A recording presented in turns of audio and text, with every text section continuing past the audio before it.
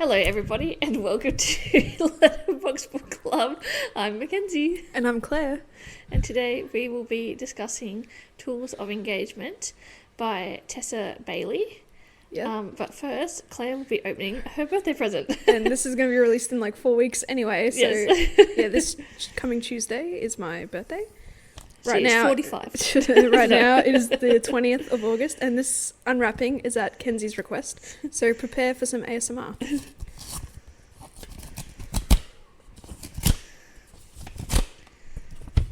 Opening up the card first, I should probably clarify. This is probably as close as we're ever going to get to an ASMR-esque video. Yeah. What do? Do they do this? Yeah. Scratching and everything. Oh, this is cute. Birthday wishes friend. Oh, lovely. Thanks, Kenzie, for No the worries. card. All right, card's done. Throws it away. It's like when you open the card from your grandparents and all the money Oh, comes the out. money. You're like, oh my god, thanks so much. And then you have to pretend to read the whole card. All right, we got the present. Alrighty. Well, present one.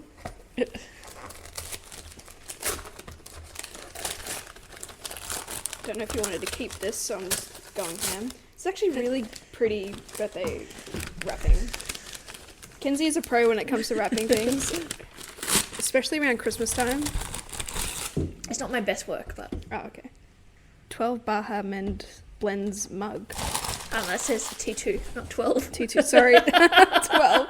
Oh, yeah, because they did that book thing release as well. Yeah, But but I didn't do that. So that's all right.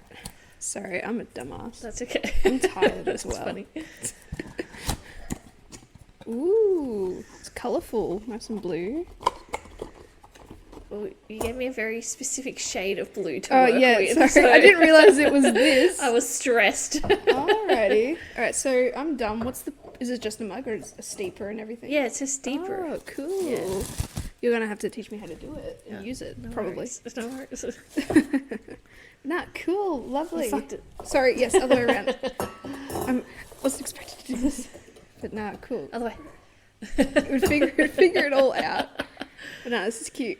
Love it. Thanks, Kenzie. No worries. Probably didn't need to take it out, but Well, you got to get the full experience, yeah, you know? I'll fix it all later. I'm making a mess. There we go. It's in. It's not pretty, but it's in. All right, then we got a small little box here. Oh, it's probably some tea, of course. Thinking it would be something different. Ah, yes, some tea. English breakfast. Yeah, I didn't know Lovely. what flava to get, so I just went with a standard. Lava. Yeah, no, standard English breakfast, yeah.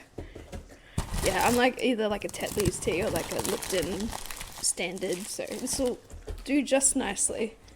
Well, thank you, Kenzie. No worries. Because we're old women now. Because we're old. Drink tea. Hey, don't say that. I mean, tea is becoming more prominent, I guess, these days. I think with the help of chai tea as like a basis. And herbal teas And herbals, yes. Alrighty, if you want to, with that out of the way, thank you so much, Kenzie. I love it. No worries, I will go to the Goodreads blurb. Goodreads blurb. And we're just having some little munchies and everything, so more ASMR. More ASMR. Tools of engagement. Hair, makeup, clothing, decor. Everything in Bethany Castle's world is organised, planned and styled to perfection, which is why the homes she designs for her family's real estate business are the most coveted in town. The only thing not perfect, her track record with men. She's on a dating hiatus, and after helping her friends achieve their dreams, Bethany finally has time to focus on her own. Flip a house from framework to furnishings all by herself. Except her older brother runs a company and refuses to take her seriously. When a television producer gets wind of the Castle sibling rivalry, they're invited on a flip-off, a competition to see who can do the best renovation. Bethany wants bragging rights, but she needs a crew, and the only member of her brother's construction team willing to jump ship is Wes Daniels, the new guy in town. His Texas drawl and handsome face got under Bethany's skin on day one, but the last thing she needs is some cocky young cowboy in her way. As the race to renovate heats up, Wes and Bethany are forced into close quarters, trading barbs and biting banter as they remodel the ugliest house on the block. It's a labour of love, hate and everything in between, and soon sparks are flying. But Bethany's perfectly structured life is one kiss away from going up in smoke, and she knows falling for a guy like Wes would be a flipping disaster. Hey, flipping. I love what she did there. They mean fucking. Alrighty, just Social emotions. Jesus Christ. Tessa Bailey continues to surprise me in the most like unexpected ways. Not sure if it's a good thing. I'm indifferent about this book. Like, you know, I didn't love it. I didn't hate it. It's just a book. A vacation read, as you would say. The character and the storyline went into a very unexpected route, and I was very surprised by that. And we'll talk about that a bit later, I guess. Yeah, look, I'm just indifferent. Like, Tessa Bailey also has the ability to like weave in relatively serious issues and add it into a very more soft and fluffy type of manner. But like, what I would like to see more is, in that regard, is like just a bit more oomph. Mm-hmm. Mm-hmm. But yeah, ultimately I am indifferent. Like, I've read it. It was a book. Probably not going to read it again. Not that I ever really reread books, but I don't know. What about you, Kinsey? A little bit of a disclaimer to start with. This is a... That's what I was going to say before you were like, those feeling emotions. Sorry. This is a trilogy thing, or like a universe. A trilogy, if you will. Trilogy. Instead of duology. So this is number 3, and then Fixer Up is number 1, and so we accidentally skipped number 2, which... I don't think it really matters. Yeah, which I don't think matters, but we often do that sort of thing. Well, the end of Fixer Up is the premise of Bethany being like, I want to flip my own house. Yeah. So it makes sense for it to come second, in my opinion. Yeah. So, yeah, I don't think you missed out on much. You probably just missed, like, maybe a little, like, nuances or things. Maybe, but it's just... But I don't think, not reading the second one impacted reading this one. No, because I respectfully don't care about Rosie and Daniel's issues. So this is a book with words on a page. Oh, my God. And it was alright. It was alright, yeah. And that is all. You're still a fan of Tessa Bailey? I'm still a fan of Tessa Bailey because I'm excited to read her other books, though. Okay, fair enough. Yeah. You just kind of like... Maybe I'm personally also getting so over, you have like a book and then it's based around... The next, I suppose, series or universe is based around the other characters. Yeah. Because that would mean that the characters would have to be really poppin' or bussin', as you'd like to say these days, in the first book in order for me to care about them. Yeah, exactly. And I don't care about them, so... Yeah. And yeah, I just thought... Yeah, Bethany was going to be a bit better in this book. But... A bit better. I'll jump into it. Okay. Why. I feel tricked, in a way. A little bit tricked. Claire has been bamboozled. I have been bamboozled, and bamboozled has been my favourite word the past couple of weeks. And on the day of her birth. In 4 days. 2 days. I don't know what day it is. Help me. 4 weeks ago. 4 weeks ago, in 2 days. Yeah, so we are under the impression... Like, she's involved in a family house flipping business, and she wants to... lead her own reno and stuff. Like, that's fantastic. We love that. Girl boss to the sun. You can do whatever the fuck you want. However, this book made her seem so stupid in not knowing how to organise such a project, even though she's been a big part of it. And I suppose it can come down to, essentially, we can assume Stephen's never really had the opportunity or never really had the drive to teach her or guide her about the actual process. Yeah. But Stephen's a fuckwit anyway. Like, I don't like him regardless. But, like, yeah, she just seemed so... And then she seemed really incompetent. And then it fell back onto Wes and his, like, foreman stupid role and his knowledge and everything. And I don't know, it just seemed not fair because, in Fixer Up, you know, Bethany is heavily involved and she's like, I really want to lead. And then in this book, she's like, I didn't even measure the fucking bathroom or I didn't get this or that. And Are we blaming this on the nepotism of it all? The nepotism? The family business. Yeah, we can blame it on the nepotism. Yeah, they just got given the family business. I will be right back. Okay. Yeah, and then also, as you were saying, the ineptitude of Bethany. I don't know if that's the correct word, but anyway. What a sentence. The inept of the ineptitude. The inept of the ineptitude. I don't know. Anyway. It's my birthday. I'll say we allow that word. So she's just been styling houses up till this point, and now she's like, I'm going to flip a whole house.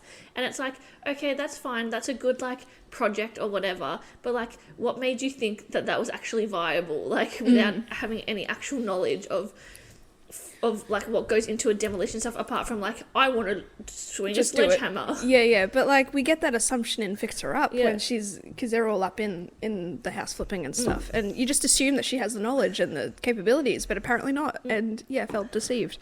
And then the whole turning it into a reality TV show competition, I'm like, fuck off. I I respectfully did not want that. Along with the incompetence, she has to do this in 2 weeks. Yeah. Could you imagine the block doing Yeah, I was going this to in say, 2 tis weeks? the block. The block has just like started up again. Yeah. So, yeah, I'm like, this is too unreal. And then as part of her crew, they have to get the 2 most old, like dinkiest people. It's just, she's just being set up to be humiliated, and I don't like that for Bethany because she seemed pretty chill towards the end of Fix Her Up. And yeah, just disappointed. Do we want to talk about Wes? We can talk about Wes. I love that Tessa Bailey initially has flipped the romance like genre sort of meta in terms of age gaps. Yes. However. Normally the age gap is, you know, between the male of interest and the female, where the male is older. But in this case, Wes is 23 and Bethany is 30, and it took me a while to figure out what her actual age is. And then that's a whole thing in itself, but all right, you have opinions. I can just see the look on your face. Go. Okay. I think there is a certain point where age gaps are okay. Whatever, Yeah. However, I think, and I do not have a leg to stand on here, but I'm 4 years compared to 7. Yeah, okay. Sorry, I spat everywhere, but that's okay. Also, it's like within 4 years as well. Like, it's not, anyway. So, yeah, like, before 25, if you have like 5+ years, it's a bit like, because it's like, when he was 13, she was 20. And like, flip that as well, and it's still fucking disgusting. Yeah. But like, yeah, either way, it's gross. And it just gives off those vibes of like, I don't know, your like little brother crushing on like your best friend or whatever, and it's like humiliating and weird and stuff, and they've been fighting. Yeah, I don't know. And then also the child abandonment of it all. yeah, no, like I read the first chapter and I'm like, all right, so they're either, because you make the assumptions early that like her parents had either passed away or whatever, and like that's fine. Then you learn a couple of chapters in, the mum's just a drug addict who's gone on a little hiatus. Yeah. And the dad's, So Wes is looking after his niece.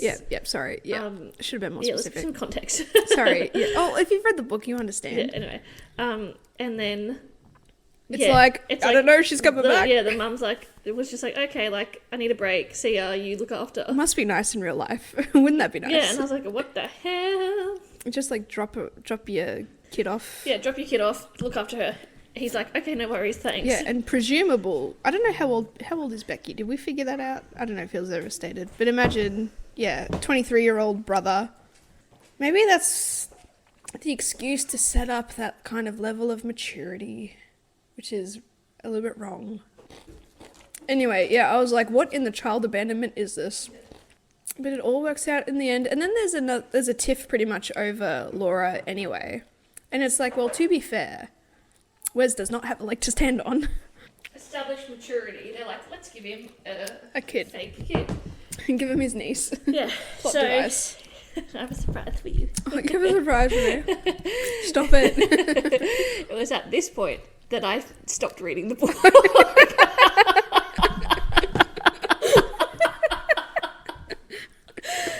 Oh my god. I know the other day we were talking, I was like, oh, I nearly DNF'd this book. It's gone. I've burnt it. You always are like, I gotta read it for Clegg. I gotta read it for Claire. I couldn't do it. I had no idea. so I slogged through it for nothing.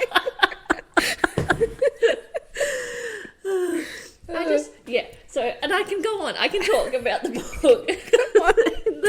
Let's see. My cheeks are hurting from smiling. Oh. Let's see at what percent. I was like, nah. It's just like unbelievable to that point.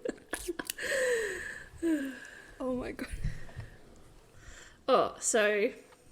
Did you even know they had a reality TV show? You played that so well.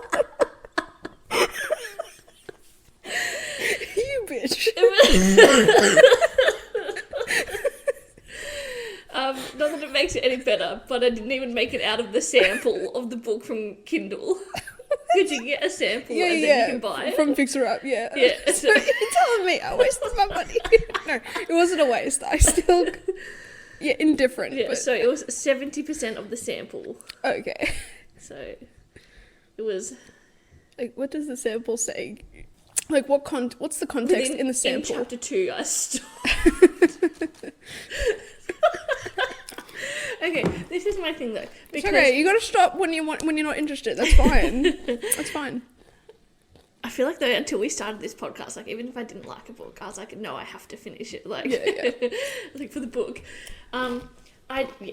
Fixer Up, I think was good. It was believable. Like there were adult issues, there were adult problems, there were things going on, blah blah. And also, I'm sure in real life, like maybe a 23-year-old does like have custody of their niece or whatever for whatever reason. But I was just like, this is so unbelievable in this context of this world. Yeah. And then, Bethany again was just, it was like in Spanish Love and American Roommate with Rosie, how like they just become suddenly a different character in their own book because it's like, oh, now I can flush them out. Now I can flesh them out and give them like more development and more story and stuff. But it's kind of like because the author's been given that power that it gets like taken away from what was already established, which is fine. And then I don't know, I don't see in a world where, like, because Bethany's pretty successful. Like, she's been flipping houses like, she's been designing houses or whatever. Seems like she has money, seems like she has her head screwed on. And, like, I just don't understand what world this, like, 30-year-old, successful woman falls for this 23-year-old, like... Ex-ball rider. Yeah. I get it. Is there anything else you want to say? Just... Mm-hmm. Okay, cool. Let me drink my drink. You needed like a quiet break. Sorry, yeah.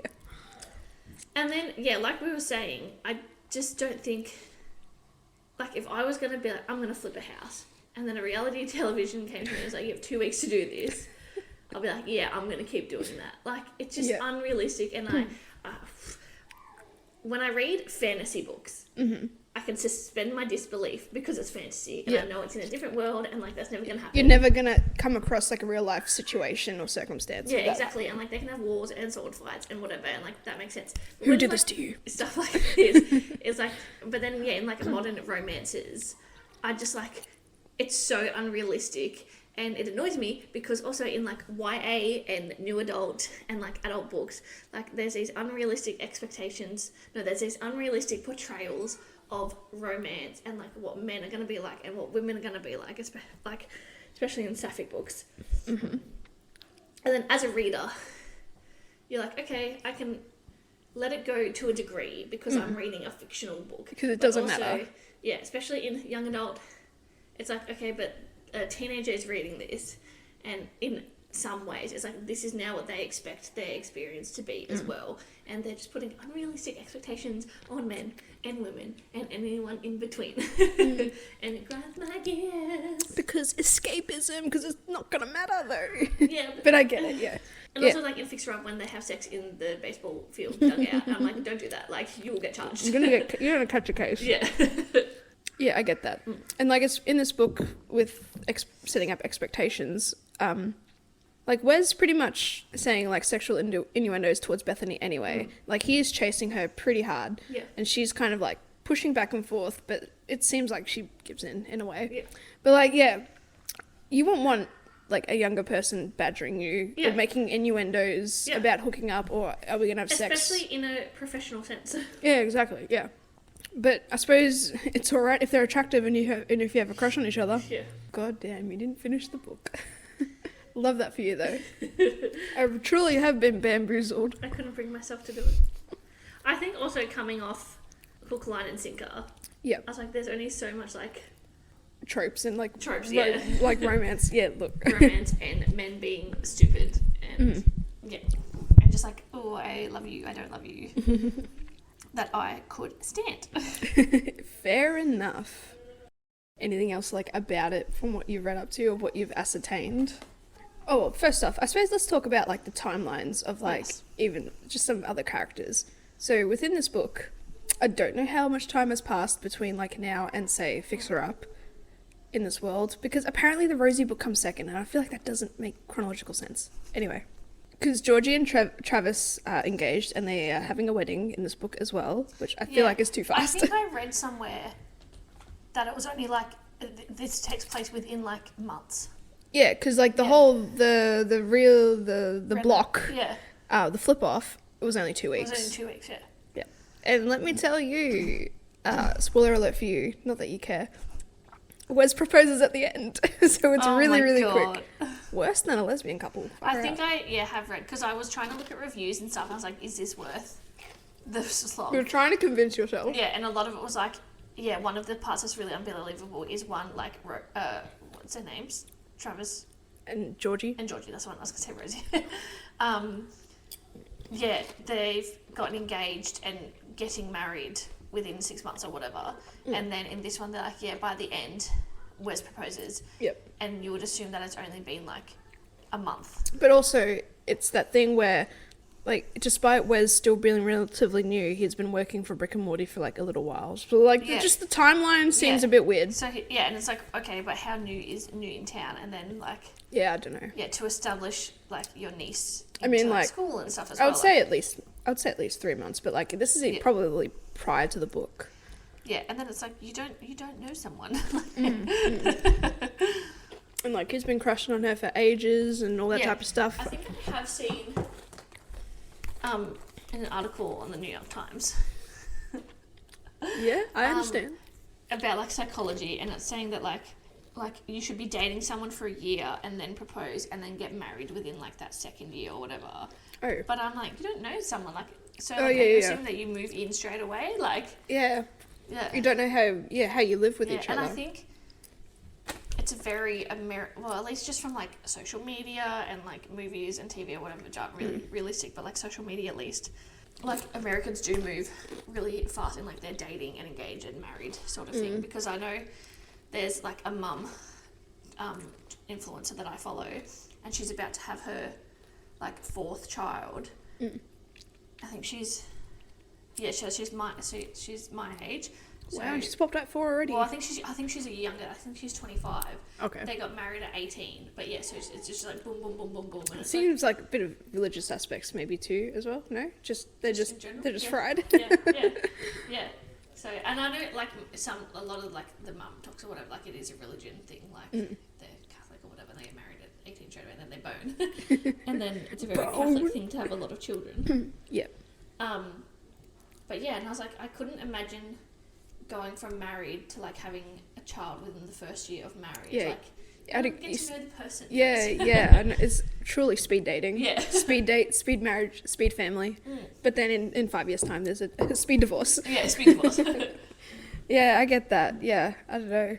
Yeah, I would have expected like a lot more time. Yeah, maybe just the unrealistic expectations as well. And I suppose books like this don't help that psychology either. Yeah.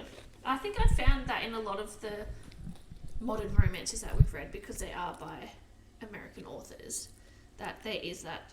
This is Sally Thorne slander. I'm kidding. There is that very quick kind of timeline thing. And I suppose at the end of the day, you're making a romance book. You want them to have the romance and then have the happily ever after, I guess. Yeah. This is even if like we could stretch it for like a year, like maybe, yeah. Or like at the end, like if they confess, they're like, "I love you, oh my god, I love you," and then like say like 8 months later, or at least, or maybe even have like a few more 100 pages at least. Have it a bit chunkier, and then you can have like a good little timeline. I think maybe even like series or even like TV shows, like because everyone wants the like slow burn, and I've had too much slow burn, and now I'm going into too fast into a relationship, and it's like I don't know what I like anymore, you know, in terms of pace. But it seemed that in this book Wes had been pining after Bethany for a while because she is essentially like her boss's sister, whatever, and she has her life together, she's put together, although that's a huge insecurity that she has, if you had read the book, Kenzie. Because in her eyes, you know, her life isn't perfect, and it's all like a ploy just to make herself, I don't know, feel better. Well, again, I think that's like a part of the nepotism thing. Like, the nepotism, yeah. Like, if you were humbled from the beginning, exactly. you wouldn't have this and issue. If you're self-aware, then I think that's a different story. But like, if you've been given this business, and they're like, you can do whatever you like, you can design the houses or whatever. Like, you don't have to go to college, like, and here. And so then I feel like, you probably would get to a certain point where you'd be like, oh, I haven't had to work for this. Because you're on a good wicket. Yeah, Yep. good wicket. Batten's on a good wicket. Yeah, it's like I haven't had to work for this. I was given it. You've kind of made like a name for yourself, but you've made a name for yourself within the family business anyway that already had its own reputation, which was like good. And also in this Port Jefferson town, like it's meant to be like a small town community, so everybody knows everybody. Yeah. So that probably doesn't help either, Yeah. because everyone knows who she is and, yeah, I guess how pretty she is and all that type of stuff. Trail of Broken Hearts. And then the old cowboy, or young cowboy. Yeah. Yep, not allowed. And then the young cowboy from out of town comes and just snaps her up. Okay, why don't all these men need to have tragic backstories? I know, right? Yeah. Why can't we just have a guy who's like... Oh yeah, he's in foster care, bro. Representation for you, Kinsey. Rep. Love that.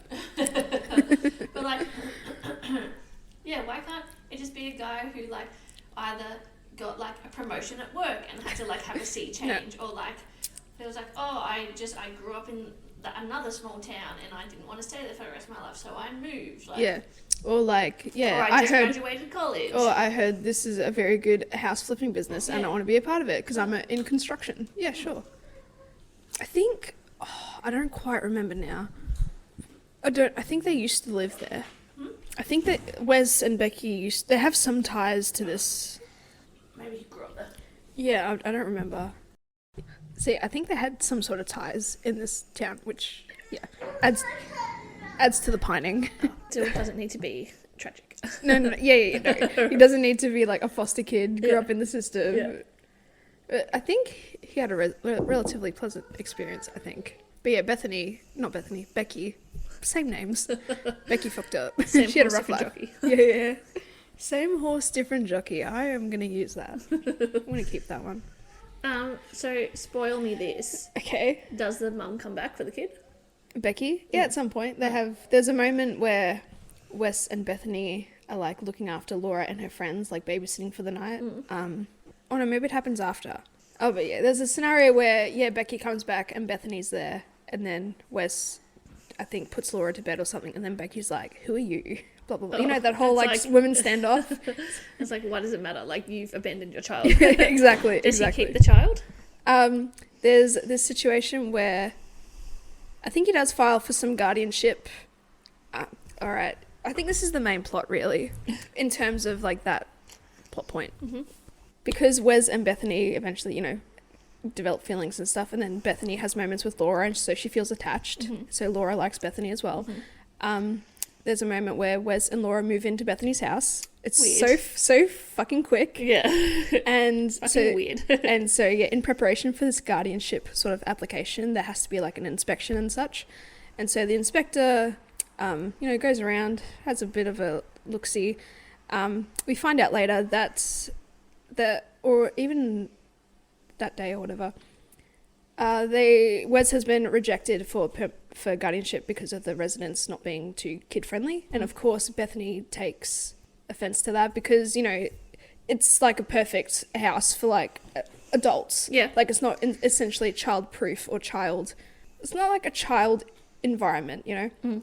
It's very obviously interior designer and all that type of stuff. Mm-hmm. So Bethany gets upset and takes offense to that. And because she is looking at a life with Wes and Laura at this point, even though it's so fucking too soon, she's like, well, this is it. I give up, essentially. And she has like a bit of a meltdown. And so her and Wes, then it's the cause of their little breakup because she feels like she's not good enough to be able to have all this. Of course, there's a breakup and a come back together. Yeah. But then that's the thing. He comes back at the end of the flip-off when it was declared that Stephen won.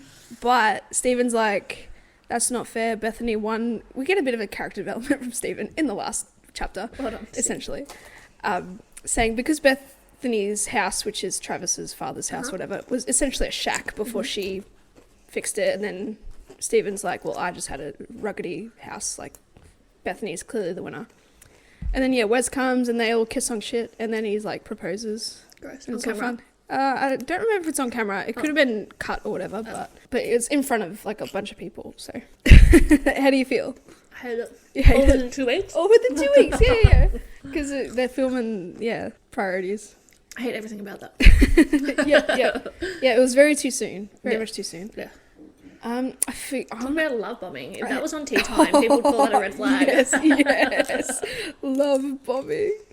I'm just going to see if I wrote down why they had to leave the apartment or whatever. Oh, because Becky was going to sell the house. Because Becky had a house there. Wes and Laura were living in it. And then, Becky needed money and she was going to sell the house. And so Bethany took in Wes and Laura. It's hard not to call Bethany Becky and Becky Bethany. But yeah, that's why.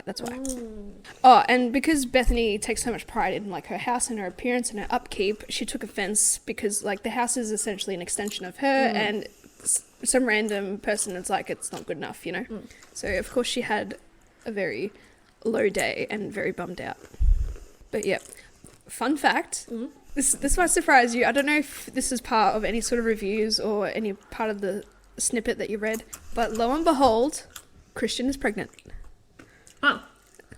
Called it, yeah. But like, this is an issue in itself because Christian wasn't too keen on kids. Like, there's nothing wrong with changing your mind, you know? But it's just, you know, Stephen's like intense push, buying a minivan, mentioning kids all the time.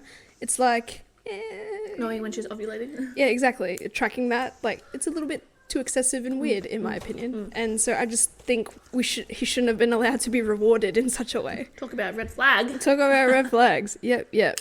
And then there's an epilogue, because there is. I'm missing so much, but this is just to really catch Kenzie up. Is it 6 days later? No, 8 months later, actually. So Christian had the kid. So, like, that just throws off my entire timeline, I think. Anyway, so Georgie and Travis are expecting a baby. Of course. Rosie and Daniel are expecting twins. Of course. And then Brick and Morty kind of expand their business, adding Bethany and Wes as their own, like, team. Oh. So they're all one big cohesive building unit. Gross. Now. Yeah, so everything works out in the end. But Stephen is a prick still in this book, regardless. I think Stephen is a prick in general. Oh, I wrote a really good note that I think will help with, like, the age gap kind of discrepancy and, like, how that issue is approached in this book. Because there is a point where Bethany is, like, inner monologuing to herself, or it's her point of view. Or maybe she even does explain it to Wes. But she highlights that he is 7 years younger, and she is so aware that he is not career-driven. And, like, to point that out and then still kind of end up with him is like, bro. So he's always going to be 7 years behind you then? 7 years behind, yeah, because he worked as like a kind of non-committal type of jobs. He was like an ex-bull rider or whatever, a rodeo rider, and like, yeah, it's very... Sounds very familiar. Just very, very like country-esque. I think it's just that cowboy-esque nature that the readers will find like attractive and appealing. He's bouncing on my booty. Bouncing on my booty cheeks. I love the way he rides. She's a country music fan. There's a house over here on the other side of the highway. Yeah. And they have this. It's a shack. Oh, okay. And the garage opens up. Okay, like that? A double door. A double door, yeah. And they have a Confederate flag painted. What the fuck? Why? Are they from there? I don't know. Didn't we know somebody had a Confederate flag? And I publicly called them out on Facebook about it. Oh, and there's also a fun moment where, because there's a few scenes where they're building or like working on the home. And like Bethany's getting frustrated because she doesn't know much and she wants to learn on the go, which is fine, all well and dandy. But then there's a line where Wes says, what was it? Like, you can't do that. And then the next line was him realizing he should have said, you can't do that yet, or something like that, like the yet in terms he's going to teach her. So Bethany was on a roof and she was like, I think tiling a roof when that happened. And then so another little tiff between them in the middle of the book. And then on a stormy night, because of course, Bethany is like trying to prove a point. She's stubborn. She is tiling the roof again. Oh my god, and she slips. She does slip and he catches her though. So like there's no stakes. Lucky he was there. Like just acquire a brain injury or something, you know? Acquire a brain. I want to see her kill herself. Exactly. Yeah, but yeah, like, you know, it's those moments where it's like, you know, in the rain or like there's a really tense moment and like there's a savior-esque about it. But ultimately, yeah, Bethany's getting defensive because, you know, because Wes declared himself as a foreman. It started off as like a joke, like, I'm the foreman because I know what I'm doing because you're incompetent, which is unfortunately true in this book. But yeah, fair. And he's doing all like the measurements and doing all this and that. And yeah, she's just... Oh, but then it got too far because obviously he then officially became a foreman, and it's like, well, just let Bethany. It's her gig. But if she had the knowledge, of flipping a house correctly, she would know that you need a foreman. Yeah. It's just thrown off by the whole like I want to build a house, I want to renovate a house. I essentially don't know what to do other than decorate. Yeah, I'm sure there are people out there who can renovate on the fly, and it's like in this type of book, in this day and age, just internet, YouTube, Google, just be like, how do I tile a roof? All right, I need this. Or if you hire someone. Or hire somebody, yeah. And I think that's the thing. The budget was like a blank check essentially. Wow. And here's the thing that was really stupidly goofy, was that Wes found these guys, Carl and Oliver, they're like older guys who worked in construction. But it's like, could you not just have like a regular younger-ish crew, kind of similar to Mirror? They're all working at Brick and Morty. I see. There's only one company in town, Claire. yeah, true. But like, and it's like, it's the type of book where like, you get the goofiest sidekicks, and it's like, no, let's take Bethany seriously, please. Yeah, let's give Bethany an actual chance. But then, obviously Georgie and Travis make an appearance. I think there's like a dinner at some point. The Just Us League meet up and do all their fun things.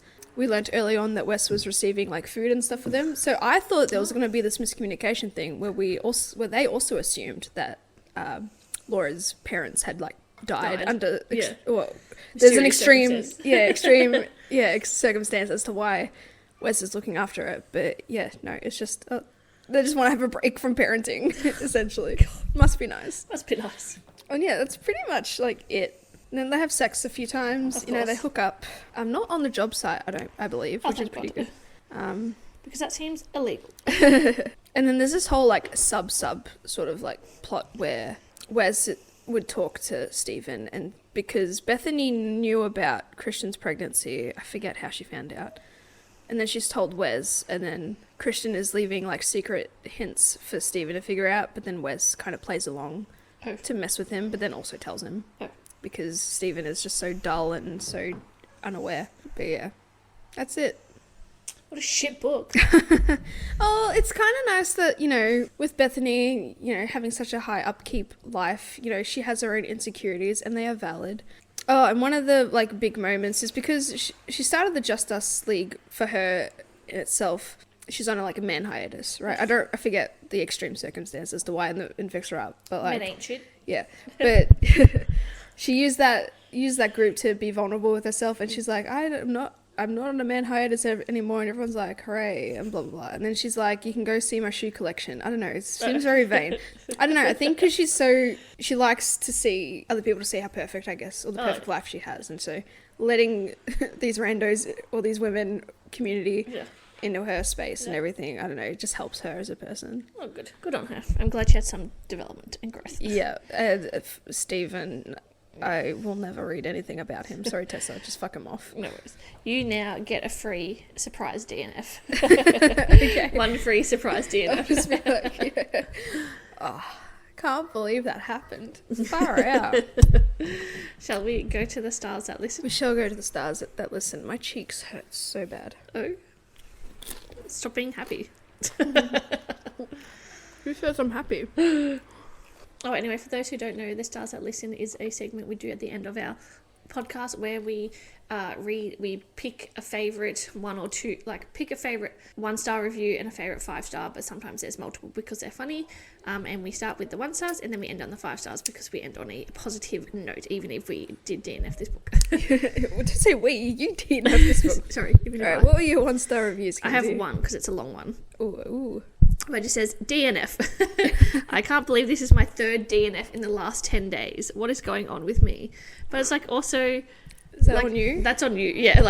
Anyway, I'm so disappointed I didn't enjoy this book. I had high hopes for it because I really liked the first 2 in the series. My main problem was the heroine, Bethany. It was so tiring being in her head. She was so self-righteous and insisting on making illogical decisions. And her insecurities were mostly what this book was about. I found her to be selfish. She made everything about her. And the worst is that I was really looking forward to watching her learn how to handle her anxiety in order to show that everyone how capable she is. Such a shame to DNF because the writing was good, but I couldn't stand Bethany. That's fair. Fair. And that's such a shame. Like, yeah. Yeah. Oh. So I have 3 1-star reviews in the one screenshot, Oof. just because it's like 3 different sentences. The first one, left me with the feeling of sawdust in my nose.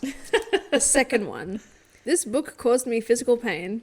And third 1-star review is, shove those tools up your ass. Oh, God. No. My 5-star is, y'all, love might actually be real. I am shooketh. Damn. Low expectations. Alright, my 5-star review. Listen to this on my 6-hour car drive, and all I can say is, damn, Dirty Talk hits different when you're listening to it instead of just reading it. I always get uncomfortable Surprise. when I listen to audiobooks and I hear the dirty talk. Surprise face. Yeah. It's just like, oh, it's essentially audio porn. That's why I'm going to listen to the graphic audio of Silver Flame. Yeah, Jesus Christ. All right. As always, thank you for listening. The most likely place to find us is Instagram at letterbox_book_club. From there, our link tree is in our bio, where you'll find us in all the places. Thank you for listening. We hope you enjoyed this book. I didn't, but I hope you did. Yep. I'm perpetually cynical, so. It's either you're a Claire in this case or you're a Kenzie. All right. Happy birthday to Claire. It was 4 weeks ago. 4 weeks ago. And 2 weeks You seem to do that Yeah. every time we record, up until my actual birthday has passed. Yes. It's in 2 days. Anyway, 22nd of August. Yes. Don't be doxing yourself there. I'm not doxing myself. What would next week be? Next week, we are hitting back into a fantasy series, which, fucking finally, respectfully. We'll be kicking off with Guild from the Plated Prisoner series by Raven Kennedy, I believe. And that is also, stay tuned for next week. Woo! All right. See you then. Bye-bye. Bye.